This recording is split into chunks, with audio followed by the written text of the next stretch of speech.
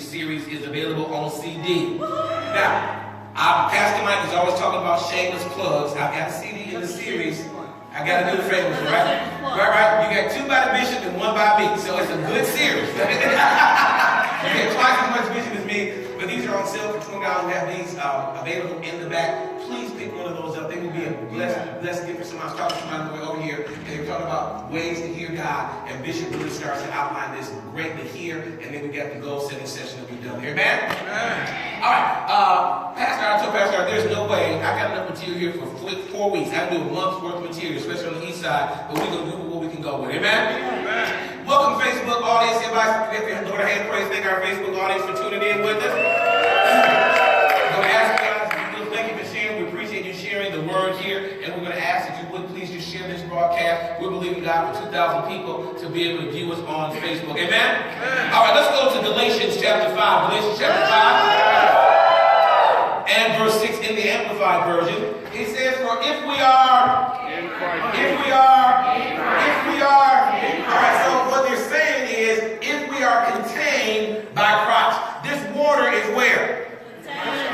It's in the body, right? And so what Paul is writing here is asking the said, now, this is going to be the caveat. This is going to be the condition factor. If you are in Christ. Like this water is in the bottle. You have got to be where? In Christ. He said, for if you are in Christ, at that position, in that place, neither circumcision nor uncircumcision counts for anything. Now, in the Jewish tradition, boys had to be circumcised by the 8th day. They had to be presented to the Lord, and they were going around telling people that you had to be circumcised, otherwise you cannot enjoy the benefit that will come from relationship with God. Paul is saying now, we got to get a revelation. The Bible says in the book of John, it says the law was given by Moses, but grace and truth came by Jesus Christ.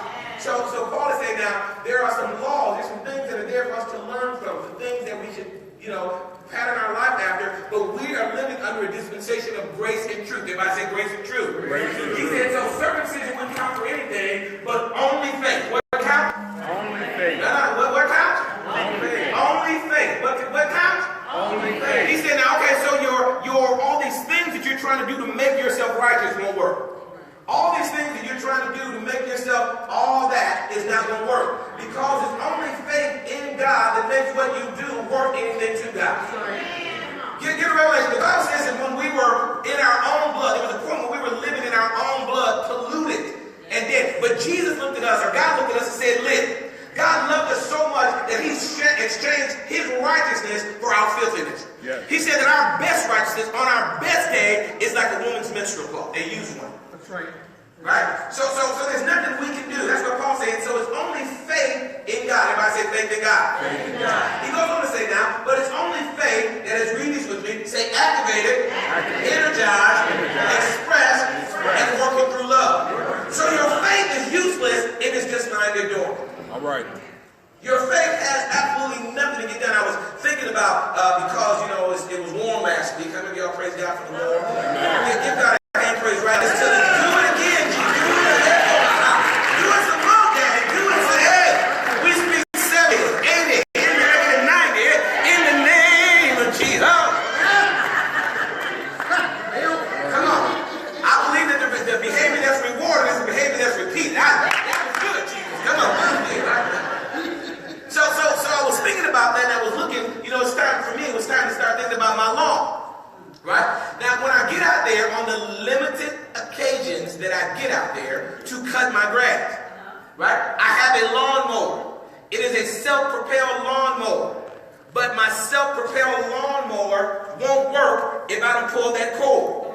Right. Now, my self-propelled lawnmower has everything in it. It has the gas, it has the motors, it has the rudders, it has all the things necessary for my lawn to get cut, but it needs to be triggered by that pull. Come on, somebody. In the same way, your faith is lying there with everything that you need, your healing, your deliverance, your breakthrough, your moving forward, but it's going to be useless until you pull that cord up. Come on, somebody. You pull up cord in order for your faith to be working. Read it one more time. Neither faith, but only faith, which is activated and through love. So your faith, everybody say my faith's got to be active. Let's look at this in the Good News Translation, same verse. It says, for when you are in union with Christ Jesus, neither circumcision nor lack of it makes any difference at all. What matters is faith that works through love. Faith that does what? Works through love. How's your faith going to work? Through love. All right, so if your faith is not working, if you're not producing stuff in your life, you might want to look at your love walk. Not for a minute now. Tell it. Right? If you've got stuff that you've been believing God for and you think you're checking off all the principles, right? But it's not working for you. How many of y'all know God is still working? Yeah. If something's not working, there's a problem. It's not God. It's you and me. Right? And so you want to do that because faith works by love. I've seen saints that want to, Pastor Mike is, how many head of children you got? 2, 3? How many kids you got? I got 3. 3 children. 3 heads of children. That's old country talk. My folks from Alabama. Now, if you want to get something from Pastor Mike, right? You Pastor Mike has something to benefit, some wisdom, some knowledge, some money. Plenty in the name of Jesus. Blessing, overflow, abundant. Might as well be you. We're going to just speak it. How many of y'all know you might as well speak? Instead of talking about people, you might as well speak over them. Come on. So if you want to get something that Pastor Mike had that could be a benefit to you, how many of you know it's probably not smart to talk about Pastor Mike's kids? It's probably not smart for Pastor Mike to know that you're talking about his babies. Right? No matter how he's interacting with them right now, your behind better talk nice about him. If you want what he got. So why is it if y'all know that about Pastor Mike, y'all don't know that about God? You gonna go talk about God's kids and then expect God to make a breakthrough in your life when you too busy talking about his children. That's good. That's good. Faith works by love. Faith works by love. And love is, everybody say, a decision. I don't gotta feel like loving you. All right. Come on, I don't always feel like loving you. Oh. Don't always feel it. How many of y'all got kids and you don't always feel like loving your kids? Every now and then. We start, come on now, we start getting a revelation on the book of Proverbs. Beat them. Come on now, beat them beat times. Jesus, I don't know how many times beat is, but it's going to be till I feel better. Come on now. But as angry as you get with them and as upset as you are at what they are doing, let somebody else try and come in there and do something to your kid. You don't beat them. Come on now. Because love is going to cover the multitude of their sin. Faith works by love. So if you want your faith working, you got to get your love working. Do me a favor. Come with that shit real quick. Just hug them. Just hug somebody. Tell them God loves you. Come on. Don't hug my cameraman. Don't hug everybody else. Just touch them. Tell them God loves you. God loves you. Come on. There you go. There you go. Watch this now. Watch this now. Come on back, y'all. Okay. Thank you. That's good now. Okay. Now watch this. Watch this. Now hug you until you say, self, God loves me. See, that's the revelation that many people need to get is that God loves you. Come on, you need a revelation that you are important to God.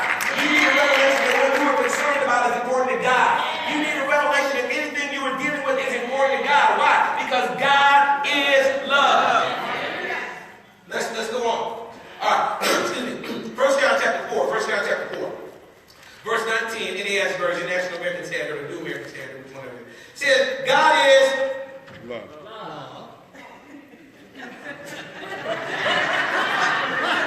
Is it on the board? It wasn't there? It wasn't there? All right. All right. They can read Facebook. It wasn't there. All right. You ready? God is love. God is what? Love. God is nasty. Love. God is mean. Love. God is trying to get you. Love. God is hate. Love. God don't like certain things. Love. Wait, you want to get a revelation in that God is love. Watch this now. Not only is God love, but God is what I call active love. God is not just love sitting there dormant like my lawnmower is right now. God is love that is active. Watch this. And God wants to be active love through you and me. God wants you and I. He wants to pull on the inside of our spirit, man. And God wants us to love people that other people call unlovely. How many of y'all have been unlovely sometime and needed somebody to love you? How many of you needed some mercy sometime and you're looking for somebody to have mercy on you? God is saying, just like you have understood my love for you, he said, I want you to now share that love with other people who are going through, who no longer feel worthy, who no longer feel good enough, who no longer feel like they qualify. God said, I want you to be my hand, my arm of love, and I want you to love people so that they know that I am with them. See, just because you're going through something don't mean God's mad at you. All right. That's good. That's good. Amen. Amen. Amen. Come on now, you know, Jesus, there was a time in the Bible, and Jesus said, oh, you suppose that because this, I think it's Shalom or whatever, see, you think that these 15 people died because God was upset with them. Right? God is busy trying to bless you. God is busy trying to get you right. Now, God wants to correct you. Everybody say, correct me, Jesus. Y'all mean that. That's good, though. Y'all said it. Correct me. Right? God wants to correct you, but God wants to correct you so that he can bless you. Right? You know, one of my favorite stories Bishop told, I'm going to have to tell this story again, so because I'm going to start and really take credit for it. It's going to be my story. So he better tell it so the people, y'all know he told. But right now, Bishop's story. He was shopping with one of his daughters, and she went into the store knowing exactly what she thought she wanted. So she walks into the store, and she's right there, Daddy, give me that, right there. And he said, baby, hold on a minute, because you've not even seen what's up on this shelf up here. Right? And how many times y'all know we go into life thinking we want this when God has got that? Well, come on now. And when she saw, when he lifted her up, I love that. Dad, how many of y'all know Daddy's able to lift you up?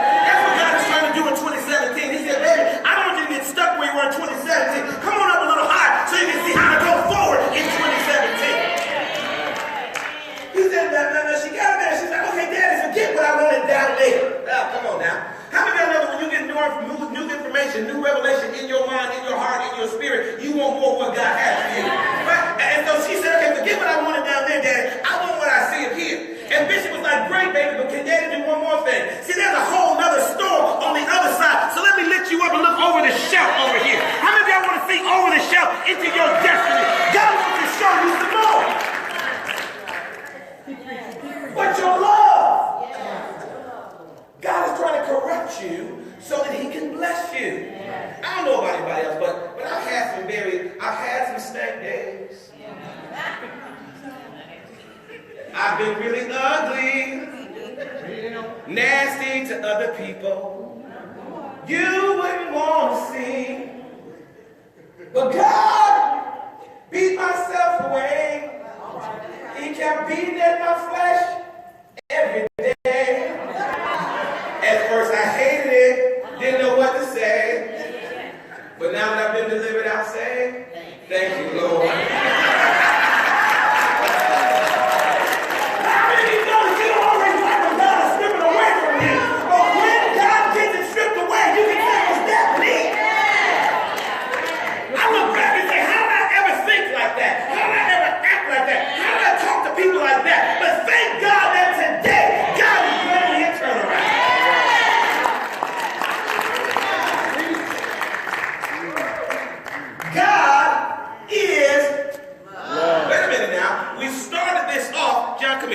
We started this off by saying if we be in, if we be in, going this way. All right, so if we are in Christ, how many of y'all understand that what's in Christ is in us? Right? So if this jacket represents Christ, and John is in Christ, John is in this jacket. And everything that is in this jacket is now on John. So if this jacket is love, guess what's on John? Love. Guess what's in John? Love. Guess what John is surrounded by? Love. So if God, thank you, sir. So if God is love, when you show up, guess what ought to show up? Love. Not your judgment. Yeah. You ever been with people that you thought you just walked in not liking them? Yeah. You don't know anything about them, but I perceive this about you, so I don't like you. I'm going to just tell on me, because I just told y'all I was up. Right? And so I remember one time I was in Miami, where the Lewises are. Hopefully they boarded that boat right now. I told them I'm a little jealous. And can I tell y'all, I'm going to just tell Minister Milton, y'all pray for him. And y'all don't judge him, but just pray for him. He prayed that we would get 15 degrees colder. Did you witness that? I want you to know that the Lord heard his prayer, but I'm going to get all right. That ain't one of them days where they don't know. He ain't right. Right? That ain't love. Not the God. So, come on, Matt, stop it. This is why we run out of time. What was I talking about? I was in Miami. And, some people had walked in and were at the table behind me. Y'all don't hear hustle? You know, that's you at the table and they talking about it, and it's interesting. You punch in your dip card number. People at your table. I'm here hustling. You know, all right. It's not like I was all that sad. Like at this time I needed like 20 minutes. Like if the rapture was coming, I'm gonna be like, Jesus, you start on Asia, and by the time you get to the US, I'm ready. I don't know, I needed some time. So it's not like I was like, I can judge anybody. I'm just, I was stupid. Right? So I'm sitting there just judging, just going through. Then all of a sudden I hear somebody say, and I was about to kill myself. Whoa. What happened?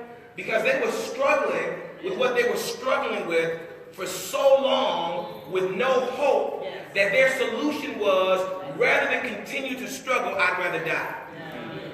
And at that moment, I got a revelation that my job is to supply hope and love and deliverance and not judgment.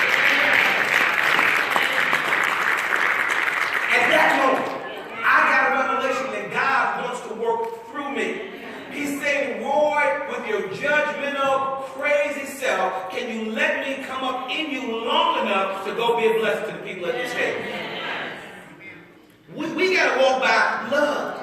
You know about going forward for real in 2017? Go forward in love and watch how God starts to accelerate stuff for you.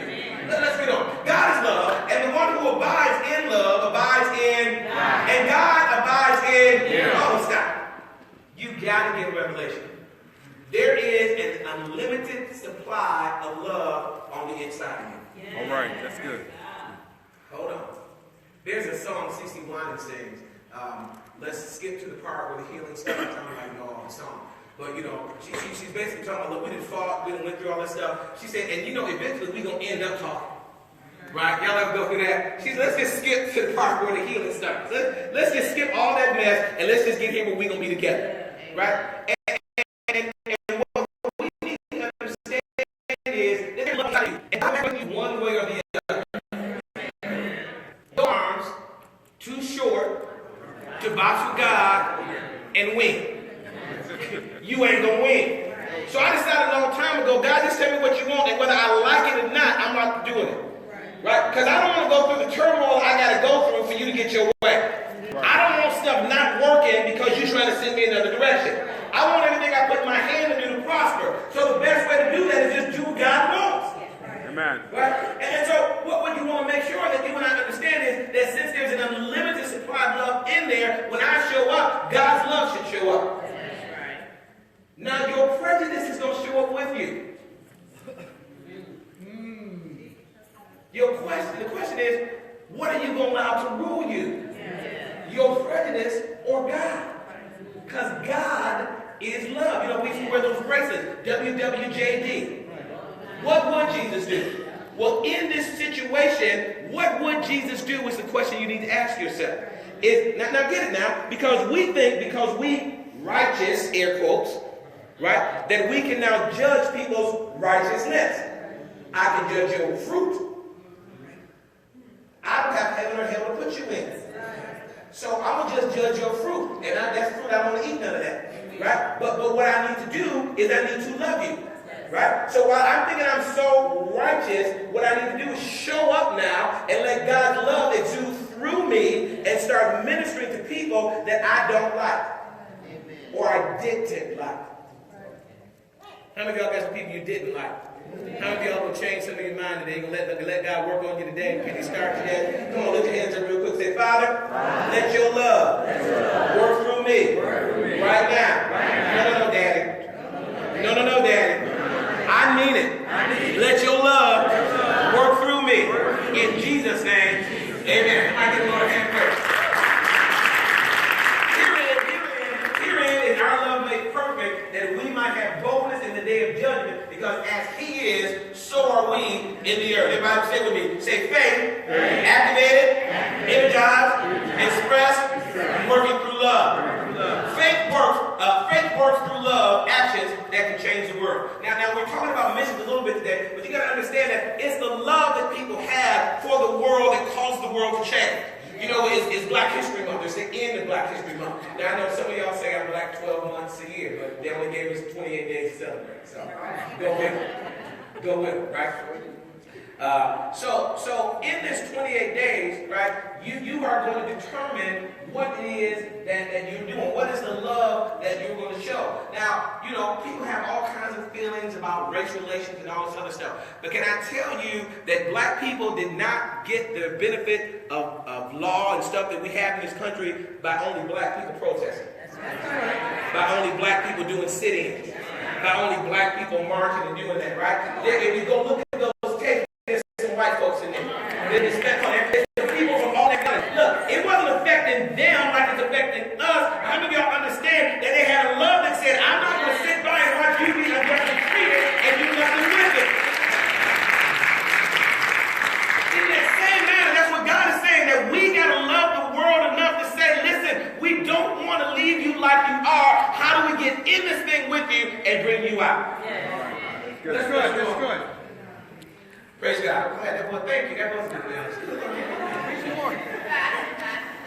Objectives for this series, quickly. Objective number one: we want to show how central and important love is, and utilizing faith to express that love to others in Number 2, we want to discuss some personal steps that will cause you to love, that will cause you to love and love for others to advance in this season. Number 3, we want to move forward in faith by love actions, triggering the change that will cause people to be reached and saved, which is what we want to do. Cause families to be stronger and able to advance supernaturally, and then trigger significant destiny progress through faith that is energized by love. Now, one of the things that, excuse me, I really want to hit real quick before I move on, is that we believe for love actions that will cause people to be reached and saved.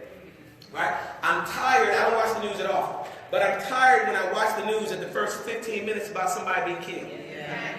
Somebody was shot. Somebody was hit by a car. Somebody was carjacked. Somebody's grandmother shot the grandmother. Like mess, right? I'm tired of that. So what has to happen? We need to get out there and reach some people with the love of God so that they can value life again. Right? See, people have no value for life, so they just kill it. Okay, no other commentary. We just need to get out there and make sure that we're doing our part to get people saved. You want to see the city of Detroit saved? Pray for revival. Amen. Definitions. Number 1, forward. Everybody say going ahead. Progressive. Advancing. Accelerating. Now, Sister Hyde, when Pastor Art was talking about this at 8 o'clock service, he asked a question. He said, how many of y'all want to accelerate to God's destiny for you? How many of y'all want to rush to what God has? Because nobody, only 2 people, 2 of y'all only want this. Anybody? Nobody? Right? I'll talk to the people that want it right here. All right, so everybody saying, all right, I'm just saying, everybody hands up. But now, he said that part of going forward is accelerating. Now, Sister Hyde and I have this discussion going on because, I told you all I go to hell to be speeding. Pastor Art was talking about, he said he likes anything with 2 wheels that goes fast, propellers that go fast. He just likes to go fast. Like we're a kindred spirit. And Sister Hyde is directly against the will of God and playing against the 80-mile-an-hour speed increase. Well, it's unnecessary for some people, it's necessary for others. So, anyway, I was just saying that we're going forward, we're going to celebrate. I thought about you. We celebrate. We believe in the Lord. Right? Now, so going forward is verse 2. Everybody say accelerate. One of the things it has is that this includes growing up in Christ and His purposes for us. So one of the things that we want to hurry up and get mature. We want to hurry up. Now I don't know about y'all, but I was one of those little kids that I always wanted to do grown folk stuff. And my parents used to tell me, enjoy being little, because it ain't that much fun being grown. That was wrong. I love being an adult. I absolutely love it. I appreciate that they had to give me money and buy my clothes, but I like buying my own. I'm okay with that. But now you got to grow up and learn how to operate in love on your own. All right. You got to learn on your own how to pray. You got to learn how to trust God on your own. Now, my mom is sick, that's why she's not here today. She's in the hospital. And, I took her to the doctor on Monday, and they gave her a partial diagnosis, and, she wasn't getting any better. And then, took her back to the emergency on Friday. And, she's 96 years old, so that's already one thing. You old. Right? Then she has the flu, pneumonia, and a sinus infection. Right? And so she's out. Right? She's like, get up a little bit, eat, and go back to sleep. Right? She's doing all that stuff. She's in the hospital. And people, just kind of letting people know, I'm starting off. Mom's got this, here's what's happening, like Jerry, come. But people are so anxious that, they can put her in the grave. I'm like, okay, don't call here. Don't come. I mean, they're just all anxious and fearful. But what they don't understand is that God loves them. They don't understand that the love of God will reach past what man can't do. Hello? Right? And so we need a revelation of that love. And again, we want to walk in that love. Now, I hung up on a nice day. Oh, that's so sweet. I'll talk to you when we get out of the hospital. No, you know what? Don't bring me no food. That's all right. I'm good. Thank you. I appreciate you, but don't come this way. Right? We're going to walk in love. Right? Even though what you're saying is contrary to what I'm believing for, we're going to still walk in love. Even though you're saying some stuff that I don't like, we're going to still walk in love. Now, love overcomes all things. One of these days we're going to do, I'm sure, before we end this, we're going to talk about 1 Corinthians 13. Love, when it is active, never fails. You can be ready to fight, never fail. Now, I grew up with all sisters. Somebody say, help in Jesus. No, y'all don't understand. I've been through the storm. No. I remember one day my parents were gone. I don't know if I forgave them for that yet. I probably should. And my sister and some of my cousins were over, and they wanted to watch soap operas, and I wanted to watch Superman. They said Superman in black and white, you know. Right. And I wanted to watch Superman, but they were older than me. There was more of them than me. And so they just took over the TV, right? So, you know, we started to fight and all this other stuff. So that's why I learned to irritate people, because I wasn't big enough to have all of them, but I learned that I could irritate you. Oh no, I'm the king of irritation. I'm just like my students try and irritate. Don't amen me, Pastor Mike. I'm irritate you. Stop that. Stop.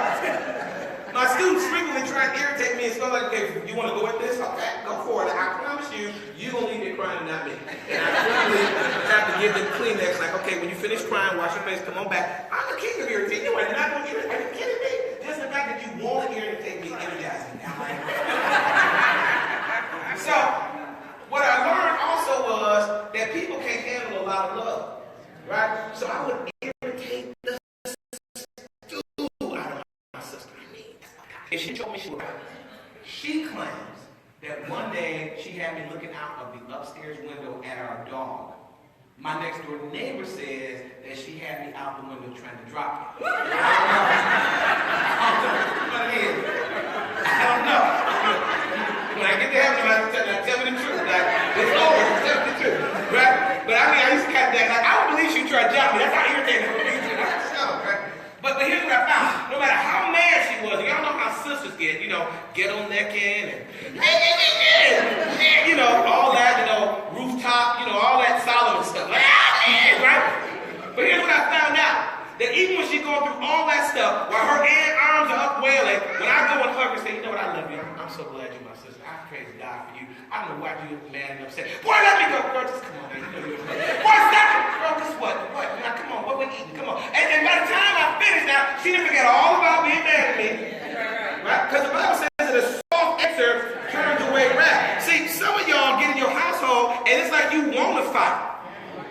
Right? I want to irritate you, but I don't want to fight. Oh, we about to fight? Come here, babe. Come on now. Right? How many of y'all know it's a decision? Yes. A decision. Look, and don't tell me you can't do it, because how many of y'all mothers, wave at me to your mother. All right, tell me if this has been you. Boy, if you don't get that, ring, just a minute. Hello? Every day? All right, yeah. See, so you can control it. You can, come on, how many of y'all can control it? Right? It is a decision to say, God, I'm going to yield to you on the inside of me. There is a reservoir of God on the inside of you. And if you and I would simply stop and practice, God, come on, what do you want to do in this situation? All right, that's good. Who do you want me to be right now? Yeah. Is there some money in my pocket that you want me to sow somewhere else? Is there a good deed that you want me to do for somebody else? What is it that God can use you for? How can he use you to extend his kingdom in the earth realm? Number two, agape love. Love. This is Bishop's definition. Deliberate, beneficial attitude and action towards others. What kind of beneficial attitude? Deliberate. What kind? Deliberate.